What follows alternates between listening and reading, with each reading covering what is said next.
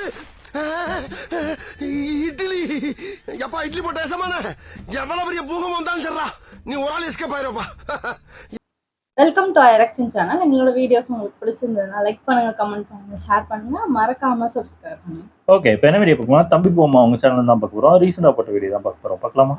Hello guys, எல்லாரும் எப்படி இருக்கீங்க? இப்போ நம்ம ஒரு சில இன்ட்ரெஸ்டிங்கான பொலிட்டிஷியன் டெக்லைவ் தான் பார்க்க போறோம். பார்ட் 7 பொலிட்டிஷியன் டெக்லைவ் தான் பார்க்க போறோம். நான் உங்க ஜெடி, நீங்க பார்த்துட்டு இருக்கிறது ஆரம்பிக்கலாங்களா? தம்பி இருக்கியா? யாரி போயிடுச்சா?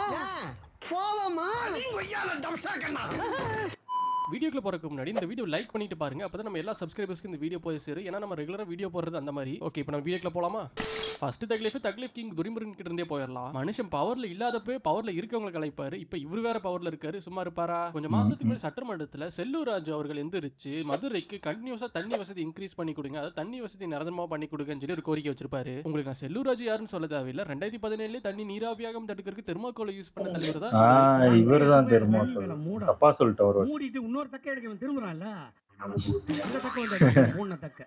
இவரு தமிழ்நாடு வாட்டர் போர்டு கிட்ட தான் இந்த ரெக்வஸ்ட் வச்சிருப்பாரு. வாட்டர் போர்டு தலைவர் யாரு? நம்ம தலைவர் துரைமுருகன் தான். தலைவன் கொடுத்த பதில நீங்களே கேளுங்க. தலைவர்களே, அது பணி நடந்து கொண்டு இருக்கிறது. ஆனால் சற்று மெதுவாக நடக்கிறது, ஆமை வேகத்திலே நடக்கிறது. பணியை விரைவுபடுத்தி மதுரை மக்களுக்கு குடிநீர் 24 மணி நேரம் வீட்டுல இருக்க குடும்பத்துல இருக்க குடும்ப பிள்ளைகள் வெளியே வராம குடும்பத்துக்குள்ளேயே பிடிச்சுக்கிற மாதிரி செஞ்சிருக்க அந்த திட்டத்தை மாண்பு அமைச்சர் அவர்கள் விரைவாக முடித்து கொடுப்பாரா என்பதை மாண்பு பேரவைத்தின் வாயிலாக கேட்டு முடிக்கிறேன். நீங்க வந்து கொடுக்க போறோம்னா இடையில கொஞ்சம் தான் பைப் லைன் இருக்கு. செல்லூர்ராஜ் கேட்டது போல சுத்தமான தண்ணீர் நிச்சயமாக நாங்கள் வழங்குவோம். தண்ணி அது நிச்சயமா கொடுப்பாரு. அந்த தண்ணி காலியாகாம இருக்கிறதுக்கு டேம் இல்லை.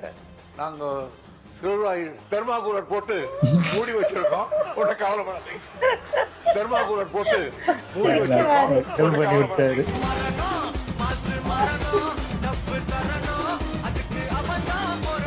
மாட்டினா காலி தான்.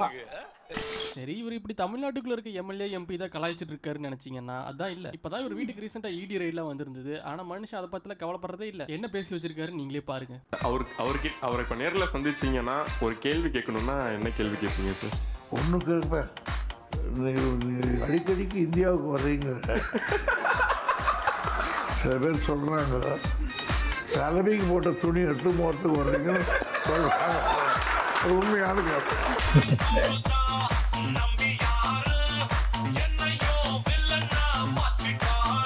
உங்களுக்கு என்ன பிரச்சனை இருக்கு? எனக்கு தான் பிரச்சனை இருக்கு.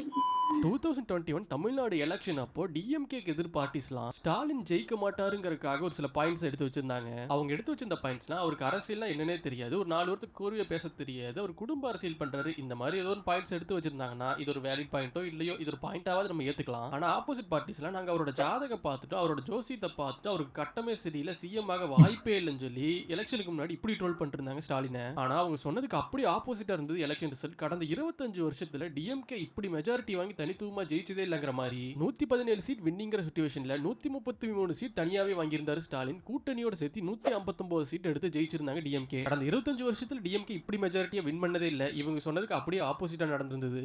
ஸ்டாலின் ஜாதகம் சரியில்லை, ஸ்டாலினால முதல்வராக உனக்கு நேரமே சரியில்லை. ஒரு சாதகத்தை நாங்க பாத்துக்கிறோம்.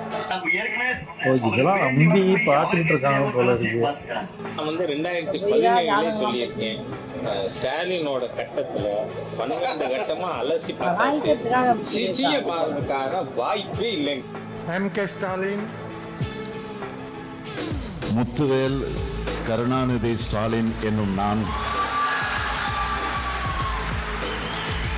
தமிழ்நாட்டு அரசின் முதலமைச்சராக உளமாற உறுதிமொழிகிறேன்.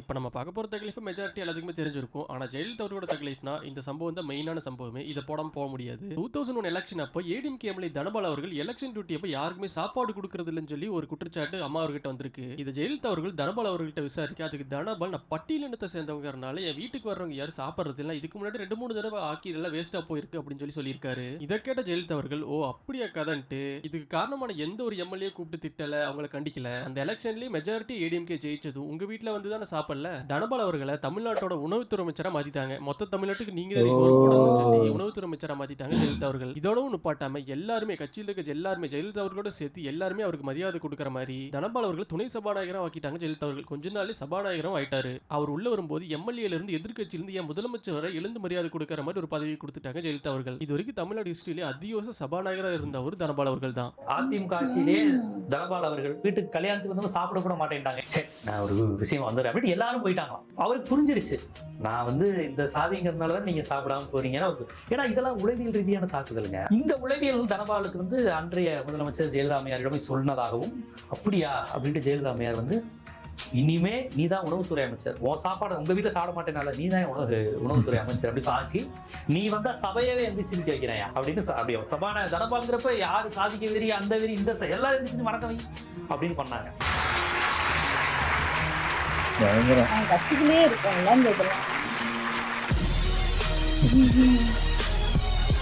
ஒரே லேடியா இருந்து பயங்கரம்.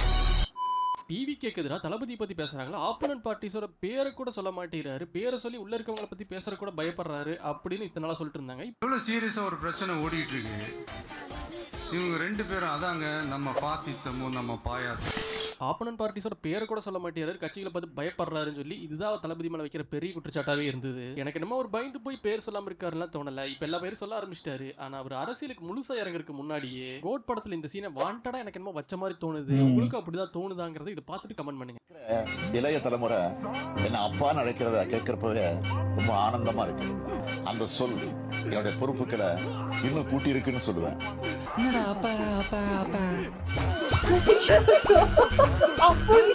தெரியலையே இந்த சீன் இல்ல, இந்த சீன் யதார்த்தமா மேட்ச் ஆனது. இதுக்கப்புறம் வர சீன் புரியலையா? புரியுது புரியுது புரியுது புரியுது. இது தெரியும் தெரியும்.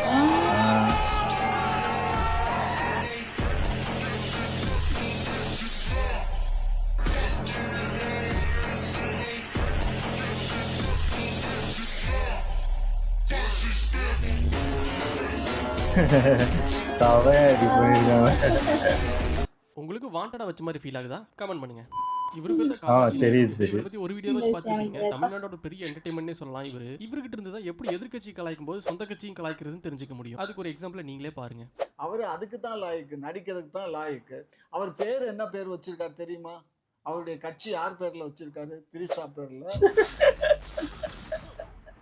அவருடைய கட்சி யார் பேர்ல வச்சிருக்காரு? திரிசா பேர்ல.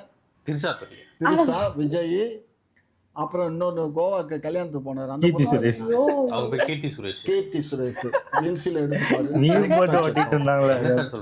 திரிசாவுக்கு டி வருதா, விஜய்க்கு வி வருதா, கீர்த்திக்கு கே வருதா, விசிகா வருதா?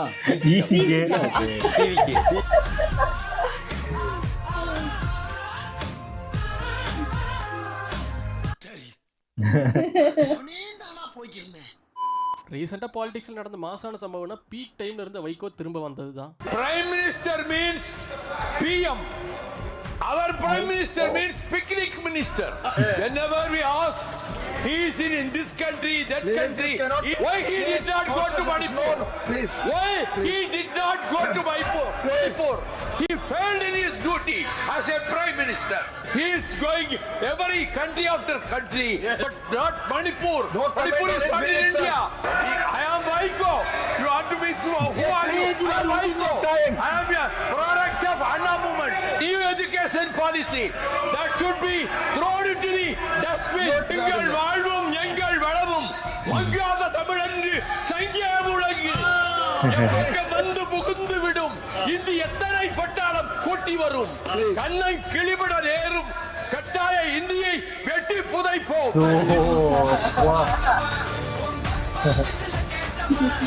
So some of the youngsters, you must know that Vaiko is one of the most ferocious speaker in the country.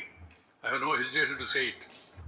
Politician தக்லீஃப்ல அண்ணா இல்லாம எப்படி? இப்ப ரீசெண்டா எஸ்ஆர் காலேஜ் ஃபங்க்ஷன்ல அண்ணாமலையும் அண்ணன் சீமானும் கலந்துருப்பாங்க. இந்த வீடியோ வச்சு அண்ணனுக்கு ஒரு தனி தக்லீஃப் வீடியோ போட்டுடலாம். எப்படியும் நான் தனியா ஒரு வீடியோ ரெடி பண்ணிட்டு தான் இருக்கேன். அண்ணனுக்கு கூடி வந்துடும். அண்ணாமலை அவர்கள் பேசும்போது சீமான் அண்ணனுக்கு எனக்கு எந்த ஒரு பெரிய வித்தியாசமும் இல்லைன்னு சொல்லி ஒரு வார்த்தை சொல்லியிருப்பாரு. அடுத்து அண்ணனோட பேசுற வாய்ப்பு வரும்போது அண்ணாமலை அவர்களை ஸ்டேஜ்ல வச்சுக்கிட்டு பிஜேபி கதற விட்டுருப்பாரு அண்ணன். அது நீங்களே பாருங்க. எனக்கும் சீமான் அண்ணனுக்கும் பெரிய வித்தியாசம் இல்லைங்க. நான் தேசியத்துல தமிழை பார்க்கிறேன், அண்ணன் தமிழ்ல தேசியத்தை பார்க்கிறார். அவ்வளவுதாங்க வித்தியாசம். உலகத்தில் எம்மொழியும் கற்போம் நாங்கள் வாழ, எம்மொழி தமிழ் கற்போம் எங்கள் இனம் வாழ. தாய்மொழியில் கற்றவன் உலகத்தில் படைக்கிறான், தாய்மொழியில் கல்லாதவன் பயன்படுத்துறான். எல்லா நாடும் made in, German made in, Japan made in, Hong Kong made in, China made in, Singapore made in. ஏன் நாடு make in. Why why why my dear. தாய்மொழியை பாதுகாத்த இனங்கள் கடுகளவு இருந்தாலும் மலையளவு உயர்ந்து வாழும். தாய்மொழி அழிய கொடுத்த இனங்கள் மலையளவு இருந்தாலும் கடுகளவு சிரித்து வீழும். நன்கு விளங்க. நீ யாரு, நான் நானா இருக்கேன்.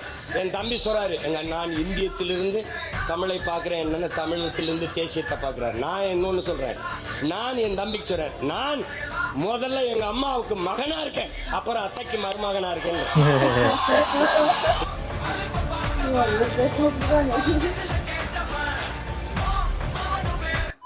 இந்த பொலிட்டிஷியன் தகவல் வீடியோ பார்த்து பிடிச்சிருந்தா லைக் பண்ணுங்க. அடுத்து என்ன வீடியோ போடலாம்னு சொல்லி கமெண்ட் பண்ணுங்க. அடுத்த வீடியோல பார்க்கலாம். வரட்டா மக்களே.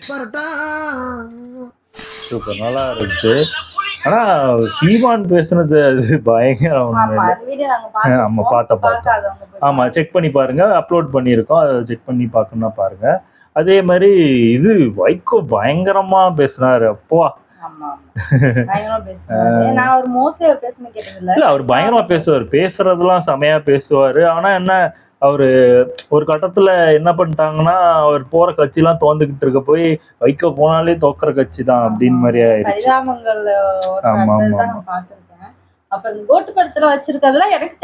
அந்த அப்பா அப்பான்னு சொல்றது எனக்கு அது ஃபர்ஸ்ட் எனக்கும் தெரியாது. இதை பார்த்த அப்புறம் தான் ஒரு வேளை இருக்குமோ அப்படின்னு தோணுது.